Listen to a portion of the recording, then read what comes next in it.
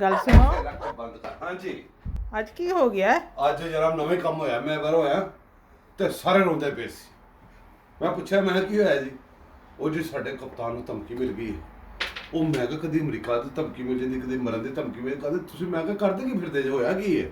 ਉਹ ਜੇ ਉਹਨੂੰ ਧਮਕੀ ਮਿਲ ਗਈ, ਉਹਨੂੰ ਥ੍ਰੈਟ ਹੈ ਕੋਈ ਕਤਲ ਕਰ ਦੇਗਾ। ਉਹ ਮੈਂ ਕਿਹਾ ਯਾਰ ਮੇਰੀ ਗੱਲ ਸੁਣੋ, ਉਹਨਾਂ ਨਾਲ ਬਾਅਦ ਥ੍ਰੈਟ ਤੇ ਮਾਂ ਮਸਦ ਨੂੰ ਹੁੰਦੀ ਹੈ, ਉਹਦੇ ਨਾਲ ਬਾਅਦ ਥ੍ਰੈਟ ਤਾਂ ਮੈਨੂੰ ਹੀ ਗਈ ਹੈ, ਉਹਦੇ ਬਾਅਦ ਥ੍ਰੈਟ ਸਾਰਿਆਂ ਨੂੰ ਹੀ ਗਈ ਹੈ। ਉਹ ਮੈਂ ਕਹਿੰਦਾ ਕੋਈ ਇਲਾਜ ਕਰਾਓ। ਮੈਂ ਫਿਰ ਸੋਚ ਰਿਹਾ ਗੌਰਮੈਂਟ ਨੂੰ ਇੱਕ ਮਸ਼ਵਰਾ ਦਿੰਦਾ ਕਿ ਇਹਨੂੰ ਧਮਕੀਆਂ ਲੱਗ ਰਹੀਆਂ ਨੇ, ਉਹ ਨਾ ਹੋਵੇ ਕੱਲ੍ਹ ਨੂੰ ਕੋਈ ਕੰਮ ਪੈ ਜਾਵੇ। ਕੋਈ ਕੰਮ ਇਹਦੇ ਪੁੱਠੇ ਹੀ ਨੇ, ਬਕਵਾਸ ਪੁੱਠੀ ਕਰਦਾ, ਕੋਈ ਵਾਕਈ ਕੰਮ ਹੋ ਸਕਦਾ ਹੈ। ਇਹਨੂੰ ਚੀਜ਼ਾਂ ਮਹਿਫੂਜ਼ ਕਰੋ। ਇਹਨੂੰ ਕਿਸੇ ਅਡਿਆਲਾ ਜੇਲ੍ਹ ਦੇ ਵਿੱਚ ਕਿਤੇ ਦੂਰ ਕੋਈ ਹੋਵੇ ਨਾ, ਕੋਈ ਕੋਠਲੀ, ਉੱਥੇ ਜਾ ਕੇ ਬੰਦ ਕਰਕੇ ਪਰ ਸਿਕਿਉਰਿਟੀ ਲਾਓ।